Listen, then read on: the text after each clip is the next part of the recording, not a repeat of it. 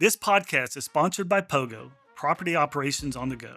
Facility managers know how challenging it can be to keep everything running smoothly.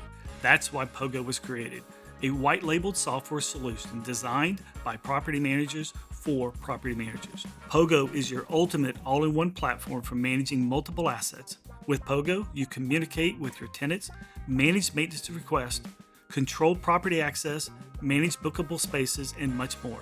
Plus, with advanced analytics, Pogo empowers you to optimize your operations anytime, anywhere. The best part? Pogo is completely customizable to fit your brand and business. Simplify your operations, enhance tenant satisfaction, and save money with Pogo. Ready to make the switch? Visit gopogo.us to schedule your demo today. Pogo, one system, multiple solutions at your fingertips. Mark Beffort here, bringing you relevant discussions with leaders in the commercial real estate community. Steve Lackmeyer is here today with us. Man, this is a treat for me, Steve. This is going to be fun. Steve is a reporter, and I think you do a lot of different beats, but you have been primarily in the real estate beat, and a lot of it has been in the central core and downtown, which that's our interaction with the Oklahoman for many, many years. 35 years. Okay. So I'd like to understand why a reporter. What made you want to be a reporter? You know, it goes back to when I was a kid and I loved reading.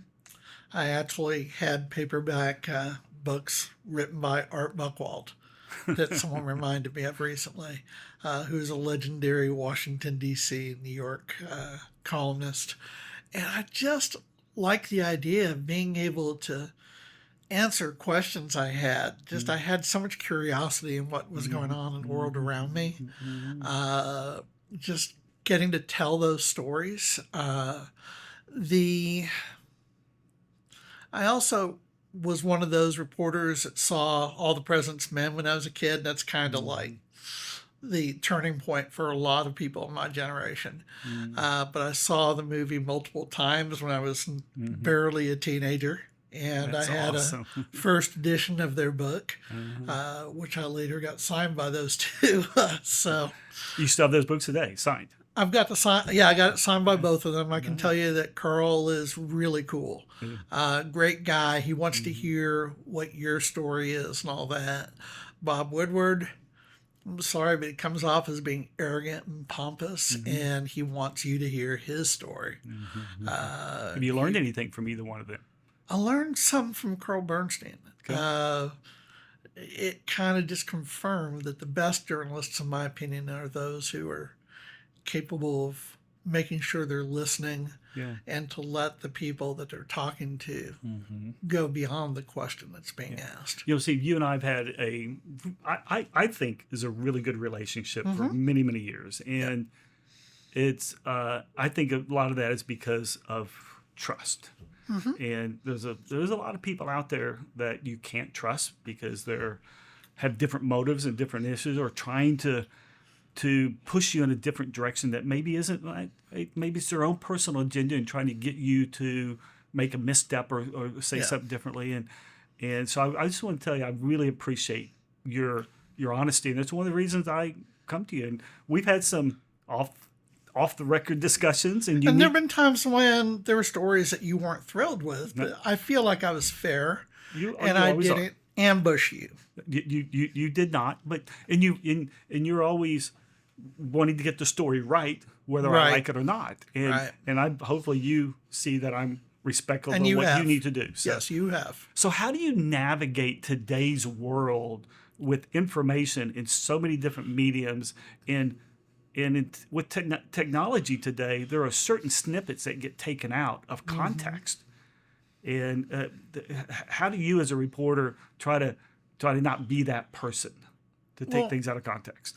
I guess, first of all, I never quit being a beat reporter. And by that, I'm not saying you correctly observed that the scope of what I cover these days is much greater than it ever was. But at the end of the day, it still involves talking to people just for the sake of, catching up. Not every conversation is for a story.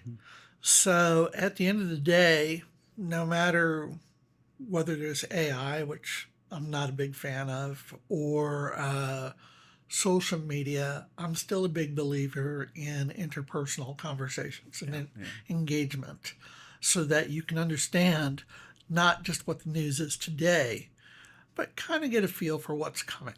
Yeah, that's great. And you and I have had that dialogue too. And I've got that dialogue with a lot of people I cover where I try to understand what to be looking for. And it's not even necessarily, I've got to have the scoop every time. It's just, it helps to understand how things are fitting together. Yeah. And you do a really good job of that. Thank you. So let's get into the fun stuff here. Yeah. So Oklahoma City, we're at a pretty good spot.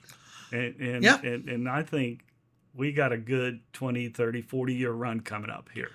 And so let's go back to the beginning. It takes a lot of time for cities to evolve. And so if you let's go back to the 60s. Yeah. In the urban renewal days and how that kind of started the beginning of shaping our community. What can you tell us about your thoughts about what happened then? You know, and I've been blessed to get to learn a lot about that as I've written books about our history at Jack Money, and I got to witness some of this starting as a kid when we moved here in the mid-'70s. By the way, a quick plug is you've done a book on the Skirvin. Yep. And you're coming out with a new chapter or two about... I think it's 3 or 4 actually. 3 or 4 chapters on where the Skirvin, what we've done to the Skirvin and where it's going. So I'm looking forward to... And it's been quite a storyline since it opened. Yeah, it has. And it kind of just picked up from where it was. But no, so there's a lot of mythology that had built up over time that Jack and I were really able to delve into because people think urban renewal killed downtown. That's not totally true. There were some good aspects of urban renewal. The planner, I.M. Pei, was hired by city fathers. They saw what was going on. We did have quite a bit of blight that was going on along Reno Avenue, California Avenue, and it was starting to creep into the core of downtown. Bricktown, by the way, at this point was like totally separate. It was an old industrial area, and no one was even going there then. What happened was city fathers were convinced they had to do something big and bold. So we're talking about E.K. Gaylord. We're talking about Stanley Draper. We're talking about Ralph Bullen. Many people might have remembered, from his car dealerships. He also had quite a bit of real estate. You had Dean A. McGee. Yeah. And they got things going, and they got a lot of federal funding, and they tore down hundreds of buildings. I.M. Pei had this grand vision of how to rebuild downtown. They got a little bit too ambitious, in my opinion. There's always this debate of was Main Street, which we literally yanked out, but was Main Street already dying or did a rental kill it? And the truth is somewhere in between. We found evidence that it was the fear of what was going to come that killed Main Street. So you had a natural evolution going on. It was going on in a lot of downtowns, and that is the major department stores, starting with Sears, Montgomery Ward's, trying to think, John A. Brown's. They were all downtown Zales jewelers, stuff that would later become mainstays at malls. They were starting to filter out to suburbs with the opening of Shepherd Mall and then Penn Square Mall, etc. Well, ordinarily, if things had been allowed to proceed on their own organically, you would have had a tier 2 retailer moving into their place. Kind of like what we saw at Crossroads Mall in the later years. We had Dave and Barry's go into one of the department stores, Anchors and all that. And eventually it just dies off altogether, but it's not all of a sudden like what we saw. Well, we found evidence that what happened was the fear of urban renewal, the fact that I.M. Plan was calling for ripping out that section of Main Street and building a mall over it, that is what killed Main Street. Yeah. So did urban renewal kill it directly? No. Was Main Street dead before renewal got in? No. It was the fear. It But was the fear. And unfortunately, that Main Street ended up being just a parking garage Yeah. for a long, long time. Yeah, and that was because they were so sold on the idea of building a Galleria parking garage across the Merritt Gardens. So they built this huge parking leaf. It was like only one or two levels, one or two underground and one over above ground. Huge eyesore for downtown. Yeah. But it's amazing how things change today.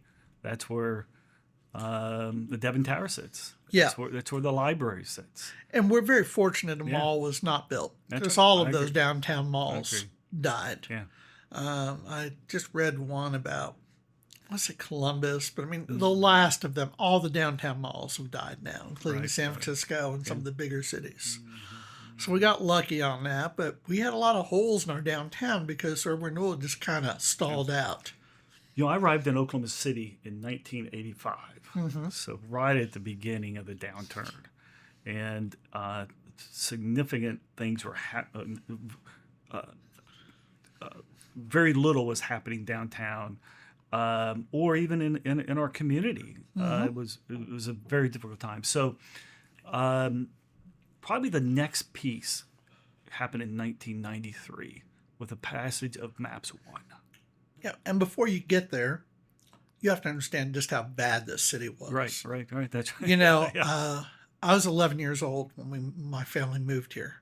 My father was a developer of the Sheridan, and they were forced to work with a local partner who did not get things going the way he was supposed to with Century Center Mall that was attached. So he's the one who briefly got that going. It had an FAO Schwartz toy store. It had restaurants. Did they ever open up? FAO Schwartz was here? Oh, yeah. Were they really? And your family helped develop that. Well, my father did, yeah. That's awesome. No, I mean, he was the developer. Yeah, that's awesome. Yeah, he developed the Sheridan and what was Century Center Mall. But a lot of people don't know that. No. That's awesome. No. Yeah. But I got to spend a lot of time downtown during those years. Yeah. So I got to see some of these buildings, including the Biltmore being torn down. I mean, I got to watch the Biltmore explosion from one of the upper rooms in the Sheridan. No, that's awesome. So, well, how come you didn't get in the real estate business if your dad was? Because I saw the downside. It wasn't. Yeah. I always had an interest in real estate. I would read business magazines when I was, working at his office as a kid in the summers and all that. But I was always very much into writing and envisioned myself either doing reporting. I had a family friend who was very active in the Republican Party. She was one of the leaders at that time in the county party. And I got to go to the 84 National Convention in Dallas and all that. So I did toy around with the idea of, well, maybe I can go to George Washington University and get a poli-sci degree. That's awesome. That's awesome. So I'm glad you mentioned that the difficulties we had in our course. So how did Maps 1 help change the narrative? In every way. You have to remember, at the peak of the oil boom, we had 0% vacancy downtown. And there was also, a lot of people don't realize, there was a ban, at least with urban renewal and all that, and I think at City Hall, on building new structures. You had to go through them. So whereas Tulsa was doing a lot of new construction during this time, we did not. And that at least got older buildings that weren't torn down saved and preserved and turned into office space, like 420 West Main, which City now has. But it was so bad down here. Your firm and a couple others helped us compile a chart showing the vacancy rates, because I wanted to show what it had done since, the peak of the oil bust, which was 87, 88. So you arrived right before the worst of it. So your timing was wonderful to try to start a career here. But we were at like 35, 38% vacancy downtown. It was awful. Most of the people in my generation were leaving. There was really no hope. You even had a meeting of city council where they all agreed downtown is dead and we helped kill it. Yeah. And they actually tried under Andy Coates as mayor a 6 to fix, which would have built a football stadium of all things where Devon Energy Center is now. Oh, wow. They toyed around with that in State Fair Park. There was but it was like a predecessor to Maps, but not as well put together. Yeah. But by the early 90s, we're throwing one proposed sales tax out after another to try to buy these big employers. Yep. And just they did not. Never paid off. We had the best incentive deals. Do you remember the one employer that really got it thinking? The United Airlines. The United Airlines deal is the best loss we ever had. Right. I've read over the years that some of the best stories come out of incredible failures. That's right. And that's what we saw here in Oklahoma City. Yeah, that's great. So that would have brought 4,500 high-paying airline maintenance jobs. And we had the best incentive deal, but they chose Indianapolis. Why? Well, at that time, there were these plans gathering dust at City Hall and elsewhere as to chamber as to how to improve the city, things we need to do, and they were going nowhere. It was about quality of life, right? Right. So he's going around Indianapolis afterwards. This story's kind of evolved over the years. There wasn't, at least when we started researching, there wasn't any kind of dramatic pronouncement by the United CEO of, your town sucks, your quality of life is no good. It was Newark walking around Indianapolis and realizing they've got some great stuff here and we don't. Yep. No wonder we lost. Yep. I mean, while Ray Ackerman at Chamber was kind of thinking the same thing. And so it took City Hall and Chamber working together to put all their ideas, all their plans together and come up with maps. Yeah. I mean, Maps is, it's the single thing that turned this city around. And a lot of other cities are envious of our particular program because it's a pay as you go. And we're not funding it through debt or any other forms of capital that could hamper your long-term growth. I think that's one of the significant elements that's made it successful. Without Maps, Devon would have moved to Houston. Larry Nichols has said as much. I don't think you'd have Continental here downtown. Yeah. I don't think that Paycom would have taken off in Oklahoma City the way it has. I don't think that our health sciences area would have developed the way it has. It gave us a fresh start. It also was a sneaky way of completing urban renewal too, if you think about it. That's a good. But in a positive way. Right? Oh, very much. They had learned the lesson. They didn't rush into tearing things down. I can tell you though, in the mid to late 90s, there were those of great influence. Even Mr. E.L. Gaylord himself, who kept on asking, why don't we just tear down the Skirvin? It's been sitting empty all these years. It's not going to come back. Let's just tear it down. Wow. I'm sure glad that didn't happen because that is one of the single most important assets that we have in this city. We got a bunch of it, but the Skirvin Hotel is a gem for us. Okay, so Maps, 93. All of a sudden, right after we pass this, we're just starting to collect sales dollars and start putting these projects together. And one of the single most tragic events in U.S. history happens in 1995. How did that shape us? Well, I think it made us realize who we are. It's not that it gave us an identity, but I don't think we had a firm understanding of what our identity was, if that makes sense. It does, absolutely. So, we're a community that really comes together in hard times.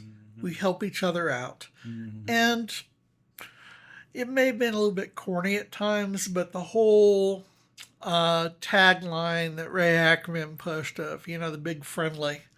There is some truth to that. Yeah, a lot of cities talk about, well, we got great people. Mm-hmm. We were able to show to the world what type of people we are through that tragic event. Prove it. Yeah, That's right. exactly. That's you right. can say anything, but Right. prove it. And we proved it. We did.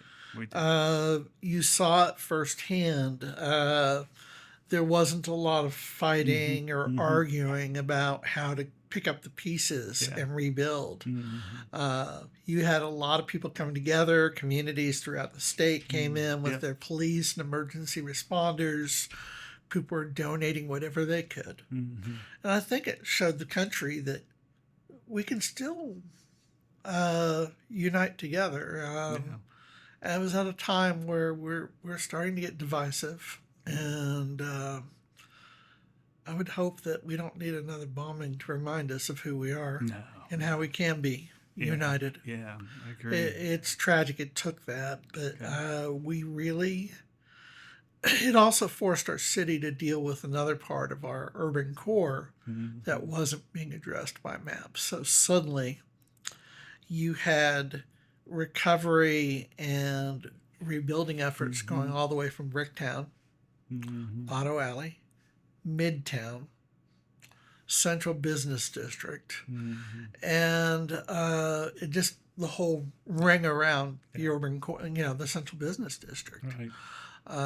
We created a revolving loan pool with some of the federal money that we got for recovery from the bombing To support small business. Yeah, so whereas some cities would have taken that money and just spent it, Right. we instead used it as a loan fund. I'm glad you mentioned that, because I think one of the key factors for this city is the leadership that we've had, from the mayor to our structure and our city manager perspective. We've had some tremendous mayors that have continued to go on in succession.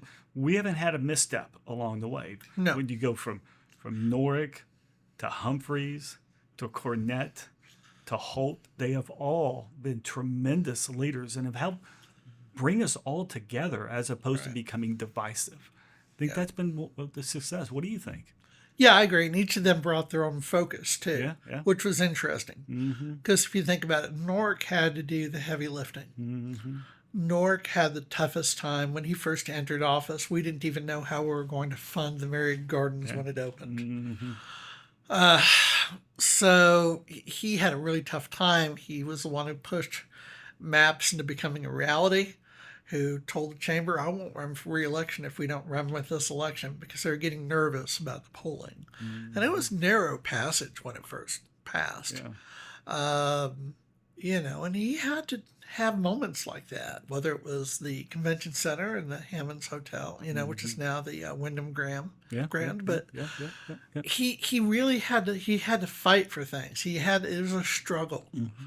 And I think it's because we didn't believe in ourselves as a city. We were downtrodden from the 90s.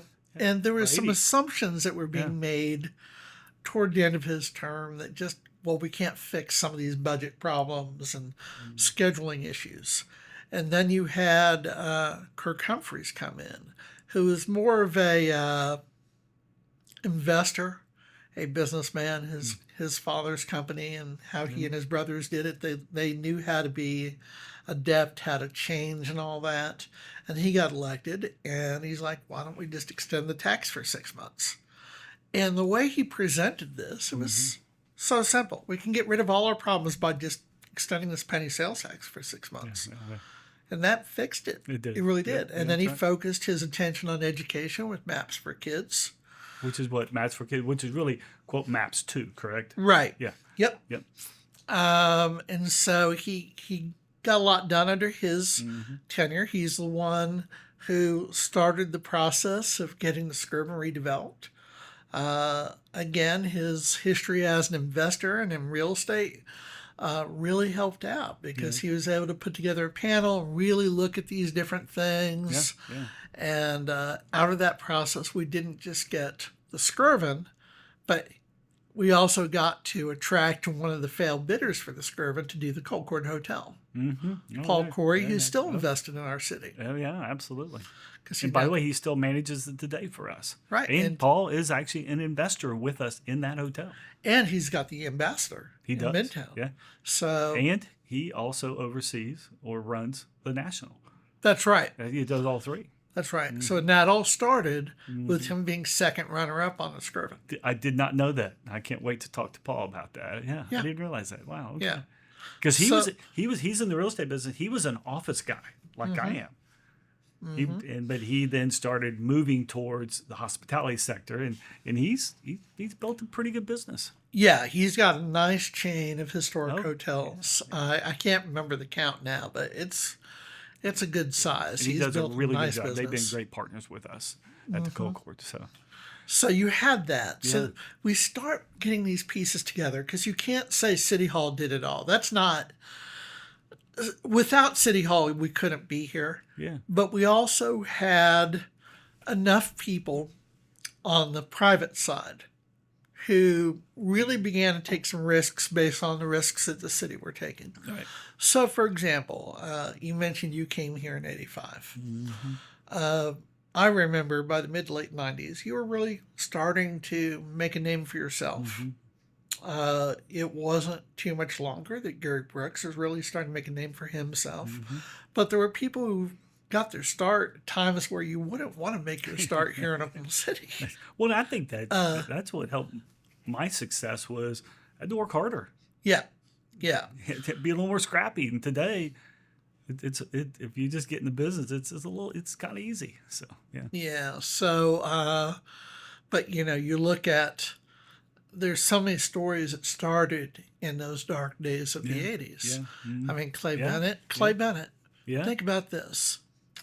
He was involved in the Olympic Festival Right. for '98, I think it was. I mean, '89. I'm sorry. 89. That's right. Yep. Yeah. And but he also got experience as member of the board of governors on the Spurs back when Gaylord had some ownership in that. Got to see a little bit when Gaylord owned part of the Rangers. So he was building up very early on his experience Yeah. in professional Yeah, sports. that's right. That's good. And you can't. A Clay Bennett just doesn't suddenly pop up. I mean, you can look at some of the NBA teams now and see where it's bad ownership, and they really don't know what they're doing. Well, we're very fortunate Right. that Clay Bennett was able to rise up, and he had a big impact in real estate down here as Oh, well. 100%. And now the Thunder. And I think most people would agree that we've got one of the best team ownerships, and they're playing a big role in helping redefine our skyline again with the new arena. Oh, 100%. So this whole evolution continues. And the maps, the way it got finished up, people were thrilled. I'm not going to tell you all the original maps was done right. If you go look at our downtown library, there's a big lawsuit over the contractor that built that, and they used the wrong panels, and we see it today. I suspect at some point the city really needs to look at reskinning that and doing it right, because it's really not done well. Yeah. Yeah. But we did enough things correctly that it kept on getting more support, and the margin of victory kept Yeah. on growing. Yeah. You get to Mick Cornett after Kirk Humphreys, and I don't think we have the Thunder without Mick Cornett. Okay. I mean, that's his big legacy. Project 180 is another thing that he kind of started with an emphasis on trying to make our streets more friendly for pedestrians and the human scale. And then David Holt, I don't even know where to begin. I got to know him early on when he was pretty young. He went to high school with my younger brother. Okay.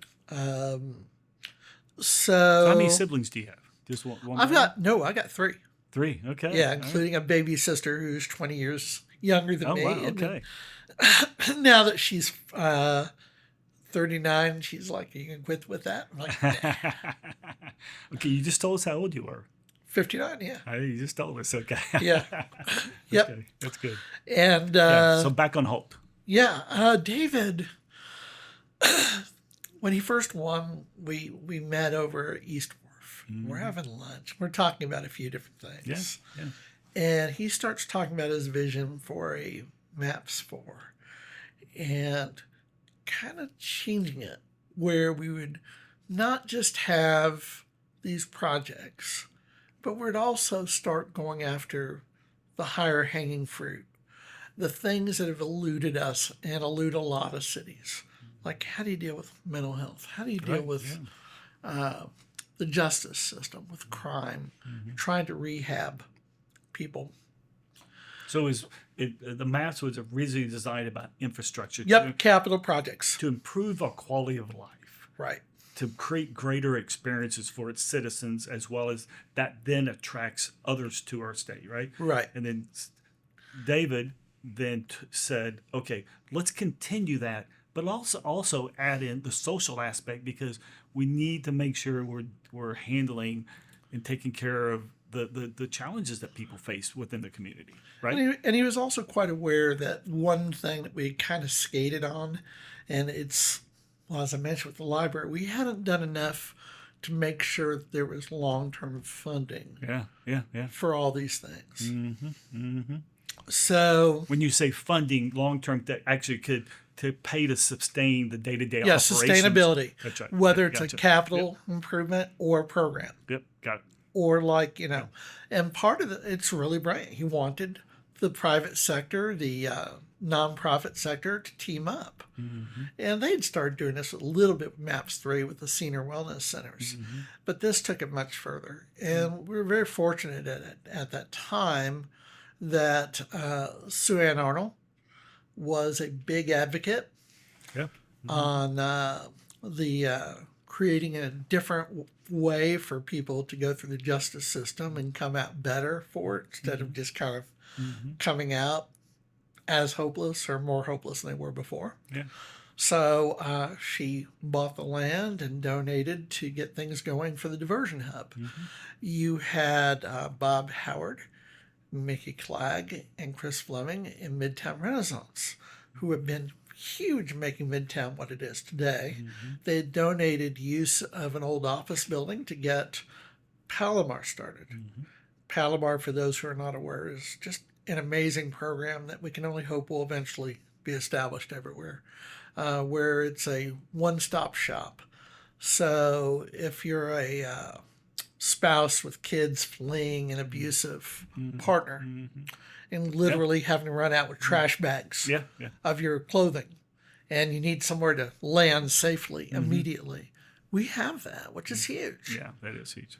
Because that's a huge problem in our community, in our society. So they donated the land to build a new Palomar, a building that's meant and designed for this sort of use. And that's about to start work here shortly. So we've got partnerships now. There are two others that you've forgotten. Convergence. Yes. The Innovation Hall. Well, I'm going to get to that. Don't forget about us. I know, but I'm going through the social part. And then, of course, you've got the mental health center. Right. And I'm pretty sure Sue Ann Arnold bought land for that as well. Oh, did she really? Good. Yeah. Yeah, and it's going to be like next to the diversion center over there in Linwood. Oh, yeah. Okay, gotcha. So if you remember where the old New Way Laundry was, she bought that, tore it down, and it's going to be in that same area. So MAPS 4 also included funding for an innovation hall, as you know very well, kind of at the entrance to what's known as the Innovation District, Health Sciences District. There was no sense of arrival when you went into that area. That's right. There's a lot of vacant land. And it built from the inside out. But it was not successfully doing that in many ways, as you know. So, again, this is a matter of some pretty good timing. So they said, okay, we'll provide funding for an innovation hall as part of this convergence idea. But there's got to be matching funds. That's right. Which you were involved with, along with Dick Tannenbaum. That's right. And this coincided with Christian Kennedy launching Wheeler Bio. That's right. And that's a story of its own, to see someone rising up in this new era and just putting his all into trying to be the next change agent Well, for our city. yeah, I mean, he has such passion to change people's lives, to move our city forward. Not Right. that we have been in a bad spot, but how do we create new industry and new technologies to bring us to the 21st century? And I think he's going to be a great leader for us here in Oklahoma City. Well, isn't it always said that if you're not moving forward, you're stagnating and moving behind, That's falling right. behind. That's right. So he's part of that forward movement. One of my favorite sayings to my kids are, "If you're waiting on me, you're backing up." So, Good point. yeah. Good So, point. Yeah. But what's great about Christian is he's a little bit younger than us.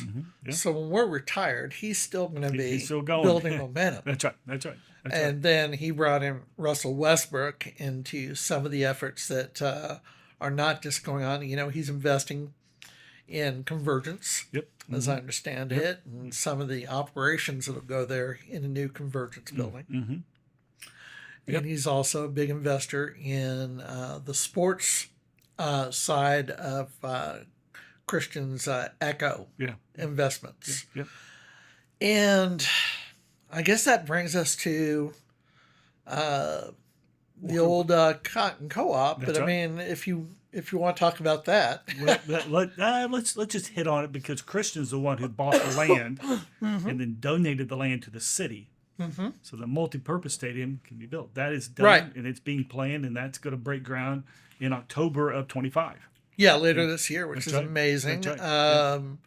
And I know that you've been working with him on the ancillary development side of it, and hope to have some other development going on at the same time. We're excited, and we're going to have a little story for you pretty soon. We're look working forward on to our master plan. It'll be done in about 75 days on what our vision is for that site and how it connects into downtown, and because if you think about the wonderful development of Wakana, how that connects into Riversport, which is where LA 28 is going to be. Yeah. And the multi-purpose stadium at the Boosters Co-op is a really key link to bring those things in and connect into downtown in the new stadium. So, And what I like too, and we've heard a little bit about this, but I'm sure there's more coming. And that is that there is a vision for making sure the stadium isn't just about soccer. I mean, they've already announced there'll be a women's soccer team as well. But I don't think people can fully appreciate what we're really going to look at out there, that it's going to be programmed throughout the year. Oh, 100%. I mean, the residents of Oklahoma City voted on a multi-purpose stadium that does have soccer as its major tenant. But absolutely, it'll be a place for high school football. It'll be a place for concerts. It'll be, because that stadium, ultimately, when you put people on the field, will be able to handle a 20,000 venue for a concert. We don't have another outdoor venue like that. I think the way to best explain it to people is the arena, yes, it's associated with the Thunder, and the Thunder is the anchor tenant. Right.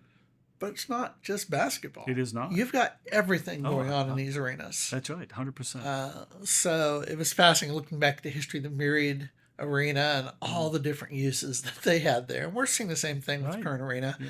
And I'm positive we'll see even more of that with the new arena. Yeah. Well, again, it all starts fitting together, and it's all about, you don't want your downtown dormant at any time. You want to make sure it's active, because ultimately the downtown is the living room of your community. Yeah. Oh, no, 100%. Okay, so great conversation, great history. Really appreciate the perspective. By the way, I'm having fun.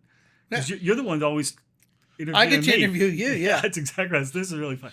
But I'm answering a lot easier, too. I'll give you instantaneous answers. Now, so you are the other. Tell me I'm not as open as you are? No, what I'm saying is, well, I can't talk about that quite yet. I respect that. Yeah. Okay, so let's go into how downtown has changed from a living standpoint. And long time ago, the core was all Oklahoma City was. People lived in the core. Then start moving to suburbia. We really didn't have a lot of living. Now we got a lot. Right. And I firmly believe we've got 2,000 to 3,000 pent-up demand for people who want to live downtown.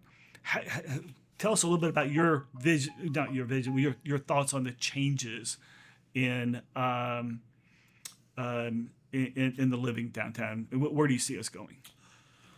Um, I think first of all we forget that Skirvin once consisted of Skirvin Tower across the street as well, Oh, which that's is right. now 101 Park Avenue. 101 Park Avenue.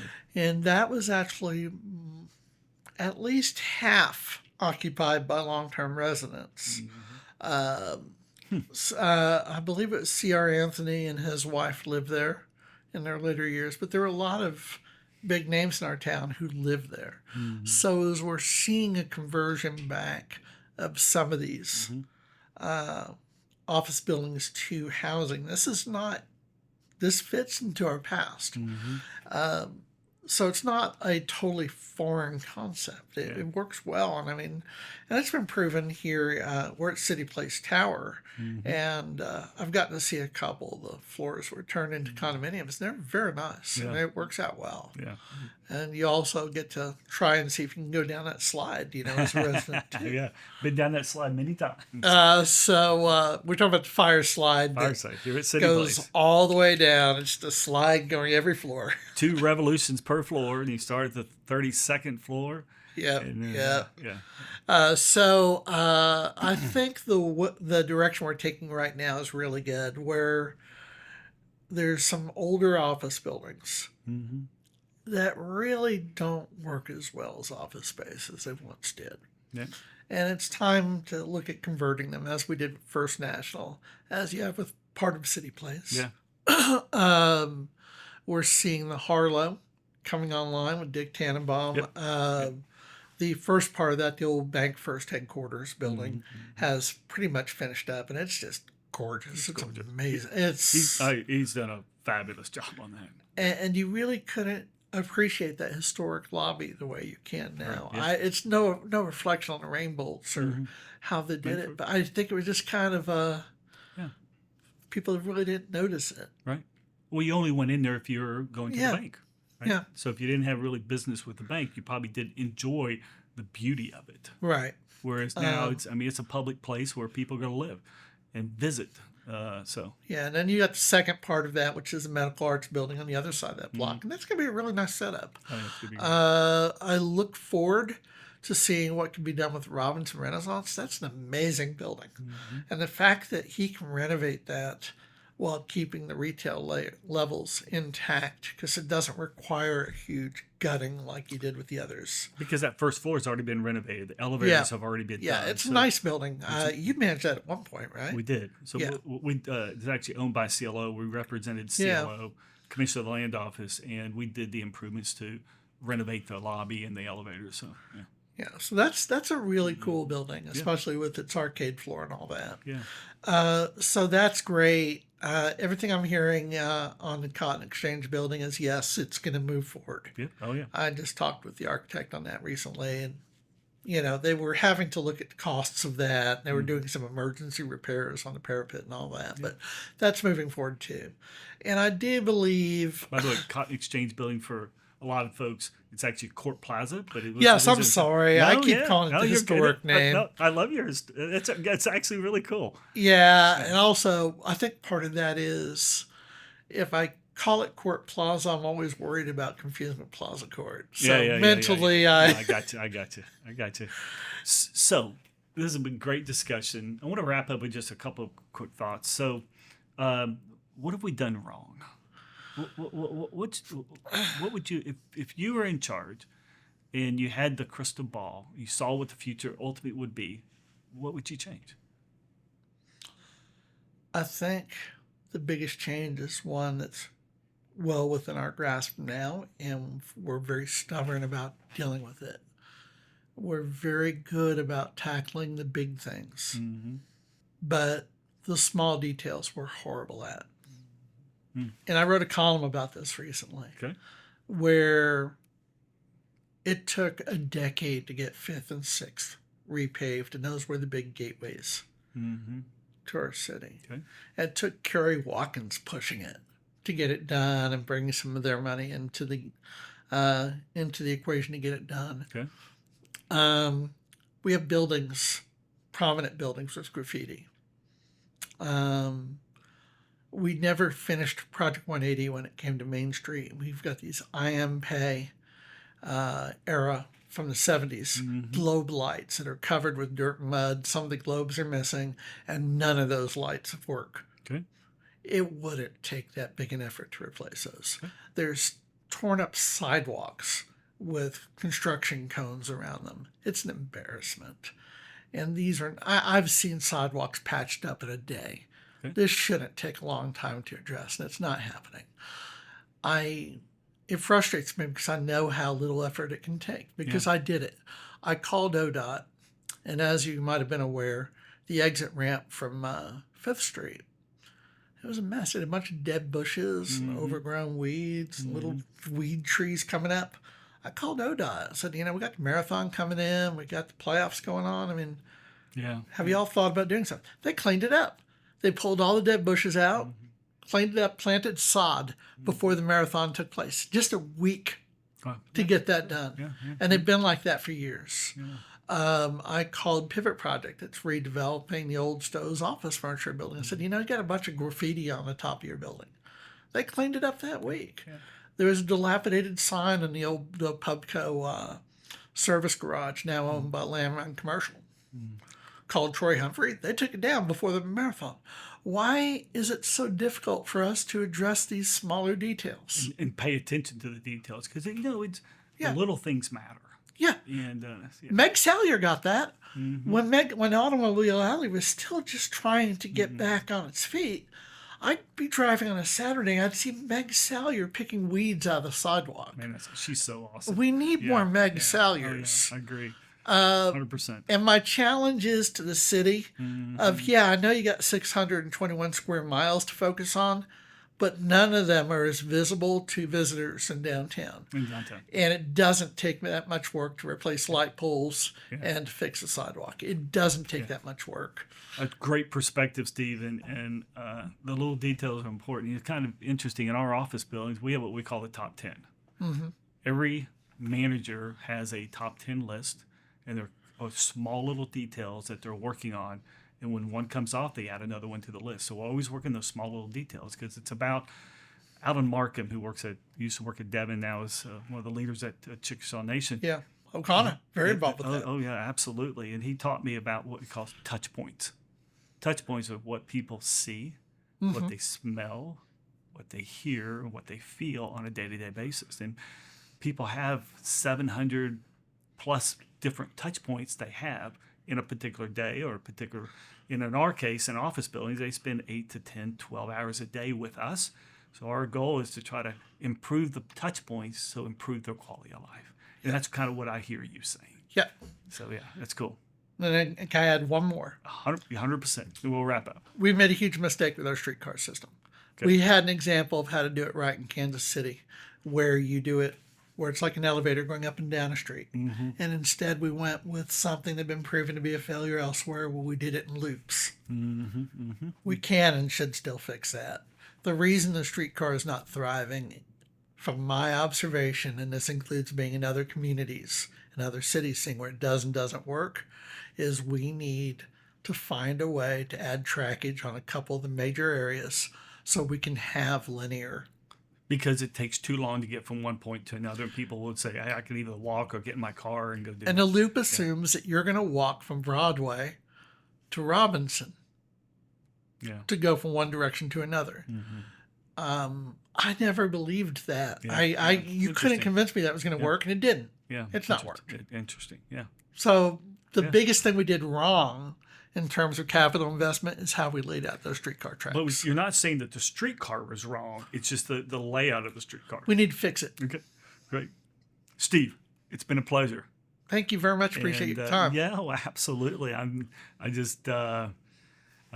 excited for the future. So. We got so much more coming. It's crazy. Yeah.